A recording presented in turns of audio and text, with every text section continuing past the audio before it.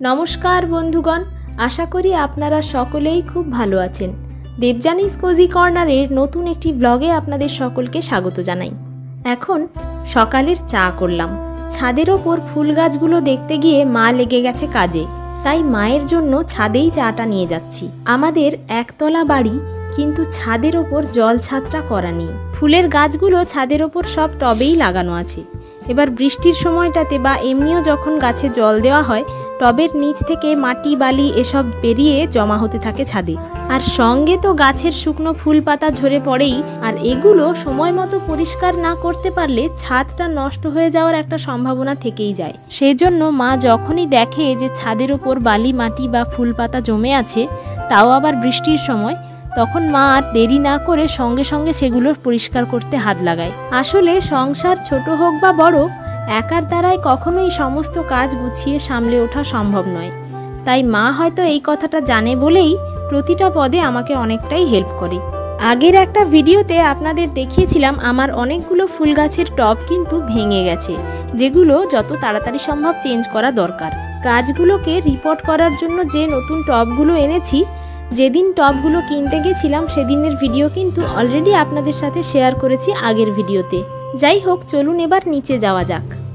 গতকাল সোমের middle term পরীক্ষাটা শেষ হয়ে গেল। এই কয়েকদিন ওর পরীক্ষা চলার জন্য সকালে মর্নিং ওয়াকে আমি যেতে পারিনি, তবে মা গিয়েছিল। আর আসার পথে এই কাটিংগুলো জোগাড় করে নিয়ে এসেছে। ডবল কালারের বোগেনভিলিয়ার কাটিং। আর এই যে গাছটি দেখছেন, এটি হচ্ছে কোলিয়াস। তবে আমার প্রথম এটাকে দেখে মার্সি ডাঁটার গাছ মনে হয়েছিল, তবে মা বলল এটা মার্সি ডাঁটা নয়, আমি গাছ চিনি। কোলিয়াসের একটা ভ্যারাইটি রথের দিন আমরা কিনে নিয়ে এসেছিলাম রথের মেলা থেকে, আর আজকে অন্য একটা কালারের পেয়ে গেলাম।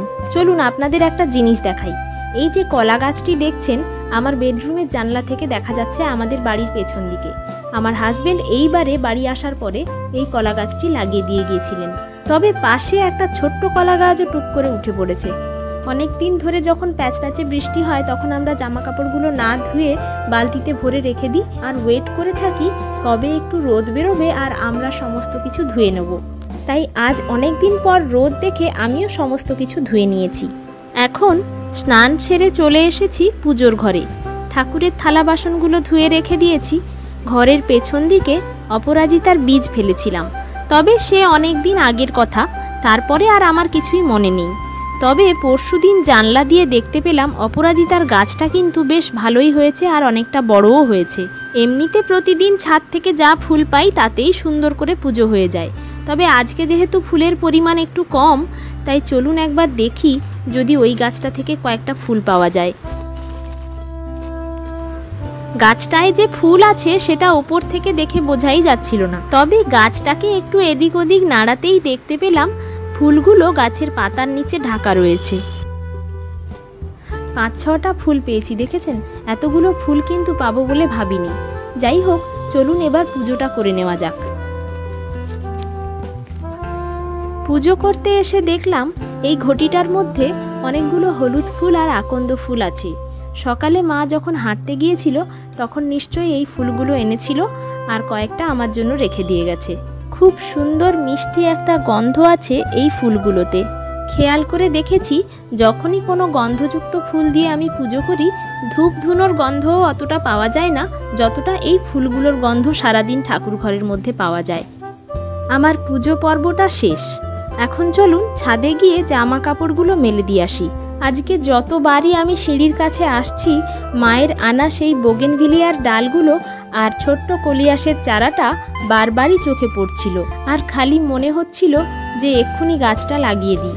তার কারণ বোগেনভিলিয়ার ডালগুলো বেশিক্ষণ রাখলে শুকিয়ে যেতে পারে, আর কোলিয়াসটা তো চারা অবস্থায় আছে, সেটার কোনো প্রবলেম নেই। তাই ভাবছি জামা কাপড়গুলোকে মেলে দিয়ে গাছগুলোকে টবে বসিয়ে তবেই নিচে যাব। আজকে শাড়ি পরেছি। শাড়ি খুব একটা আমি বাড়িতে পরি না, সে তো আমার ভিডিওগুলো দেখলে আপনারা বুঝতে পারবেন। তবে ওই যে একটু আগে বললাম, বৃষ্টির জন্য জামা কাপড়গুলো ধুতে পারছিলাম না, আর আজকে সবই একসাথে ধুয়ে ফেলেছি। তাই এক প্রকার বাধ্য হয়েই আজকে শাড়িটা পরতে হয়েছে। কোলিয়াসের এই গাছটি দেখুন, ঠিক যেন মার্সি ডাঁটার গাছ। অবশ্য প্রথমে আমার মার্সি ডাঁটাই মনে হয়েছিল, তবে যারা গাছ ভালোভাবে চেনেন তারা কিন্তু একবার দেখলেই বলে দেবেন যে এটা কলিয়াস গাছ। মা কলিয়াস গাছটা চিনতে পেরেই কিন্তু নিয়ে এসেছে। যাই হোক, কলিয়াসের ছোট ছোট অনেকগুলো চারাই আছে, তবে কটা বাঁচাতে পারবো জানি না। ভাঙাচোরা দু একটা টব খালি পড়েছিল, সেগুলোই নিয়ে এলাম কলিয়াসগুলো বসানোর জন্য। টবের মধ্যে মাটিটা আগে থেকেই রাখা ছিল, তার মধ্যে একটু গর্ত করে কলিয়াস গাছটা বসিয়ে দিলাম।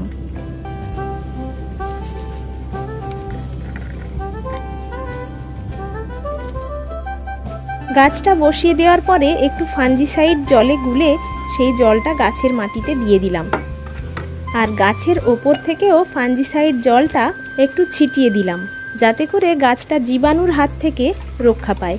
যাক, এবার কিন্তু কলিয়াস গাছটা বসানো হয়ে গেছে। এটাকে এখন শেডের তলায় রাখবো। সন্ধ্যের সময় এটাকে ছাদে বার করে দেব। টবটা টুলের উপর রাখতে গিয়ে দেখি টবের সাইড থেকে মাদার অফ থাউজেন্ডসের একটা ছোট্ট চারা বেরিয়েছে।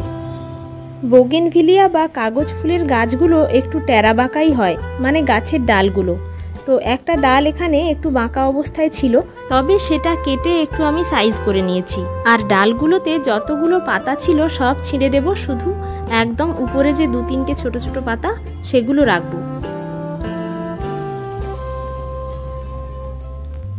ডালগুলোর যে দিকটা মাটির নিচে থাকবে সেই দিকটা একটু কেটে সূচালো করে নিয়েছিলাম, আর একটু ফাঞ্জিসাইডও লাগিয়ে দিয়েছি। তারপরে টবে বসিয়ে দিয়েছি। এখন রোদের সময়টা এরা সিঁড়ি ঘরেই থাক, সন্ধে হলে এদের আমি ছাদে বার করব।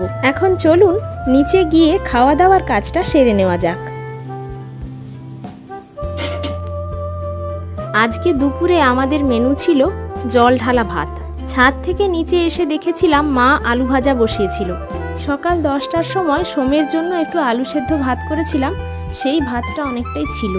আর আগের দিন রাতেও ভাত হয়েছিল, সেই ভাতে জল ঢালা ছিল। তো আজকে দুপুরে সেই জন্য মা বলল আর কিছু রান্না করার দরকার নেই, আলু ভাজা আর এই জল ঢালা ভাত খাওয়া হোক, সাথে একটু পেঁয়াজ আর কাঁচা লঙ্কা। অবশ্য 3 জনে খেতে বসে আবার সেই জল ঢালা ভাতের সাথে একটু করে মুড়িও নিয়ে নিয়েছি। পান্তার সাথে মুড়ি মিশিয়ে খেতে কি দারুণ লাগে বলুন। তবে ছোটবেলায় মা মাসিদের কাছ থেকে আর দিদার কাছ থেকে শুনতাম সুখ দুঃখ একসাথে মিশিয়ে খেতে নেই। এখানে সুখ দুঃখ বলতে পান্তা আর মুড়ি। তবে আমাদের পুরো জীবনটাই কিন্তু সুখ দুঃখে ভরা, তাই মাঝে মধ্যে একসাথে পান্তা আর মুড়ি খেতেও কোনো দোষ নেই।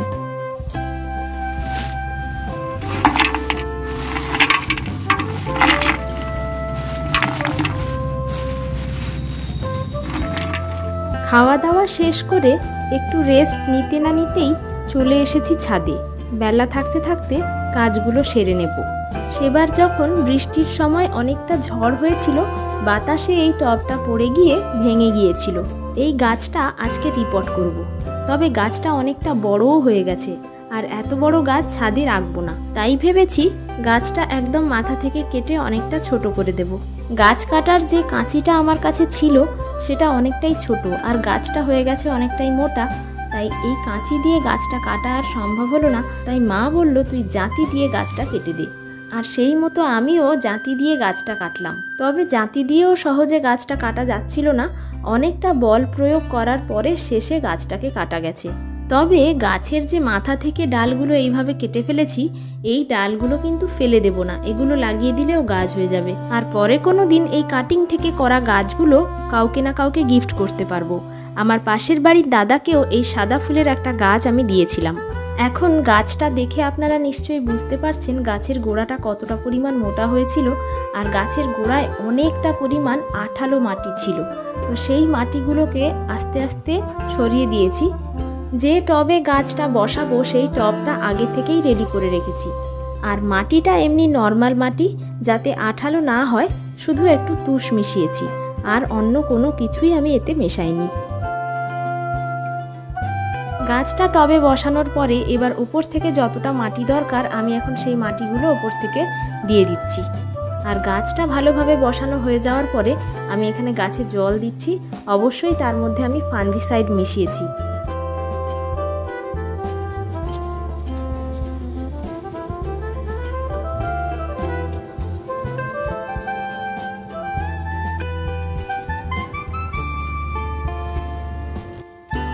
ছাদে গাছ রিপোর্টিং করার সবচেয়ে বড় কাজটা শেষ।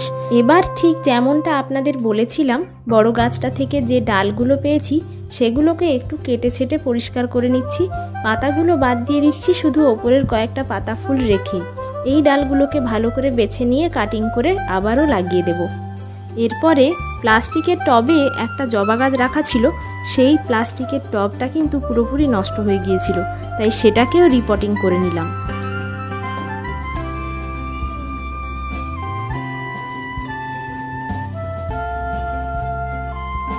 এরপর একে একে আরও দু একটা গাছকে রিপোর্টিং করেছিলাম। আর নতুন যে দুটো গাছ কিনে রেখেছিলাম, আগের ভিডিওটায় আপনাদের দেখিয়েছিলাম, একটা ছিল কামিনী গাছ আর একটা ছিল মিষ্টি গন্ধযুক্ত একটা টগর ফুলের গাছ। সেই গাছ দুটিকেও আজকে টবে বসিয়ে দিলাম। এই যে শামুকটি দেখছেন, কামিনী গাছের গোড়া থেকে এটাকে পেয়েছিলাম, তাই ভাবলাম অ্যাকোয়ারিয়ামে ছেড়ে দিই, বড় হলে দেখতে ভালো লাগবে। যাক, আজকের আমাদের ছাদের কাজকর্ম শেষ হলো। এই কাজগুলো সেরে উঠতে উঠতে শুরু হয়ে গেল হাত পা ব্যথা, তাই চলুন এবার নিচে গিয়ে একটু রেস্ট নেওয়া যাক। আর আজকের ভিডিওটি তাহলে এখানেই শেষ করছি। খুব শিগগির দেখা হচ্ছে পরের একটি ব্লগে। ততক্ষণ আপনারা সকলেই সুস্থ থাকবেন, ভালো থাকবেন। আর ভিডিওটা ভালো লাগলে একটা লাইক কমেন্ট করবেন আর চ্যানেলটাকে সাবস্ক্রাইব করে নেবেন। আজ তাহলে চলি, সকলে ভালো থাকবেন।